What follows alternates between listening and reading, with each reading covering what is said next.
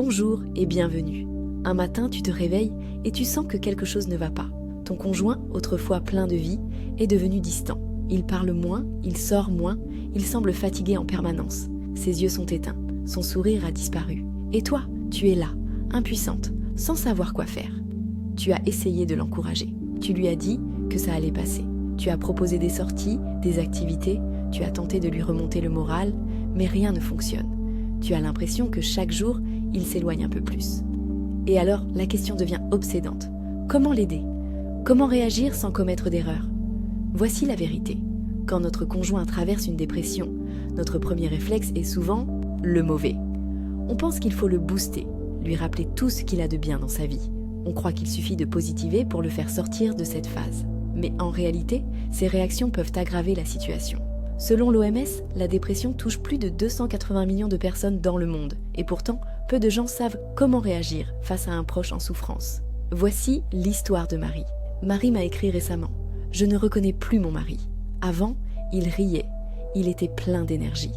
Aujourd'hui, il s'enferme dans le silence. Il refuse de parler. Je fais tout pour lui remonter le moral. Mais c'est comme si je parlais dans le vide. Et c'est là tout le problème. Quand quelqu'un est en dépression, il ne fonctionne plus comme avant. Ses émotions sont altérées. Son énergie est épuisée. Et ce qui semble être une bonne intention peut parfois être mal interprété, voire blessant. Dans cette vidéo, je vais te révéler les 5 erreurs à éviter absolument. Et surtout les 5 actions concrètes qui peuvent vraiment aider ton conjoint, sans t'épuiser toi-même. Parce que oui, il est possible de soutenir quelqu'un en dépression, mais pas n'importe comment. Alors, si tu te sens perdu, dépassé, si tu veux comprendre comment être un vrai soutien sans te noyer toi-même, reste bien jusqu'à la fin de cette vidéo. On commence maintenant. Les 5 erreurs qui aggravent la situation. Quand on voit son conjoint sombrer dans la dépression, on veut réagir vite, on veut l'aider, le secouer, lui faire retrouver son sourire. Mais parfois, nos réflexes sont les pires choses à faire. Parce que la dépression ne fonctionne pas comme un simple coup de blues. Ce n'est pas une mauvaise passe qu'on traverse avec un peu de motivation. C'est une maladie qui altère la perception, l'énergie et même la volonté. Et certaines erreurs, même faites avec les meilleures intentions, peuvent renforcer son mal-être au lieu de l'apaiser. Voici les 5 erreurs que tu dois absolument éviter. Erreur 1, essayer de le réparer.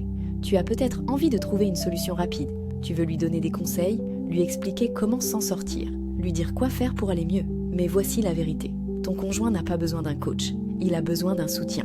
La dépression ne se résout pas avec une simple to-do list. Si c'était aussi simple, crois-moi, il serait déjà guéri. Ce dont il a besoin, ce n'est pas de solution toute faite, mais de quelqu'un qui comprend ce qu'il traverse sans vouloir le réparer. Erreur 2. Lui dire « pense positif, ça ira mieux », c'est l'une des phrases les plus frustrantes pour une personne en dépression. Pourquoi ? Parce que si elle pouvait penser positif et aller mieux juste en le décidant, elle l'aurait déjà fait. La dépression altère le cerveau. Elle change la façon dont ton conjoint perçoit le monde. Lui dire de voir le bon côté des choses, c'est comme dire à quelqu'un qui a une jambe cassée de courir un peu pour que ça passe. Ça ne fonctionne pas. Au lieu de ça, essaye plutôt. Je sais que c'est difficile, je suis là pour toi. Parfois, il n'a pas besoin de conseils. Il a juste besoin d'être compris. Erreur 3, prendre tout personnellement. Quand ton conjoint est en dépression, il peut devenir irritable, distant, voire froid. Il peut refuser les câlins, les sorties, les discussions. Et là, un piège énorme se referme sur toi. Tu crois que c'est contre toi. Tu te demandes pourquoi il me repousse ? Pourquoi il ne me parle plus ? Est-ce qu'il ne m'aime plus ? Stop, ce n'est pas toi le problème. Ce n'est pas qu'il ne t'aime plus, c'est qu'il n'a plus d'énergie pour ressentir les choses comme avant. Le plus grand cadeau que tu puisses lui faire, c'est ne pas interpréter ses réactions comme un rejet personnel. Accepte qu'il a des hauts et des bas, et que ce n'est pas un reflet de votre relation, mais de sa maladie. Erreur 4. T'oublier complètement pour l'aider. Un classique. Tu veux tellement être là pour lui, le soutenir, l'aider, que tu commences au point à t'oublier toi-même. Tu mets toute ton énergie à essayer de le sauver. Tu annules tes sorties, tu négliges tes besoins, tu mets toute ton attention sur lui, et peu à peu, tu t'épuises. Le problème, si tu t'effondres aussi, tu ne pourras plus l'aider du tout. Tu dois comprendre une chose essentielle, tu ne peux pas verser d'eau dans un verre vide. Si tu t'épuises, tu ne seras plus un soutien. Et c'est toute votre relation qui en souffrira. Soutenir ton conjoint ne signifie pas sacrifier ta propre santé mentale. Erreur 5. Éviter le sujet par peur de le blesser. Tu as peut-être peur d'en parler. Tu te dis que si tu lui demandes comment il va, ça va lui faire encore plus mal. Ou pire, que ça va le pousser à s'enfoncer davantage. Mais voici la vérité. Éviter le sujet n'aide pas. Ça donne juste à ton conjoint l'impression que sa souffrance est invisible, que personne ne la reconnaît. Bien sûr, il ne s'agit pas de lui poser des questions intrusives ou de forcer une discussion, mais lui montrer que tu es là, que tu vois sa douleur et que tu es prête à écouter, c'est déjà énorme. Le message clé à retenir. La dépression est une bataille intérieure. Ton rôle n'est pas de mener ce combat à sa place, mais d'être un repère stable sur lequel il peut compter. Parce que soutenir quelqu'un en dépression, ce n'est pas juste être présent, c'est aussi adopter les bonnes attitudes. L'amour face à l'épreuve. Si tu es ici, c'est que tu veux aider, c'est que tu tiens à cette personne qui traverse une tempête intérieure, c'est que tu refuses de baisser les bras, même si parfois tout te semble flou, épuisant, insurmontable.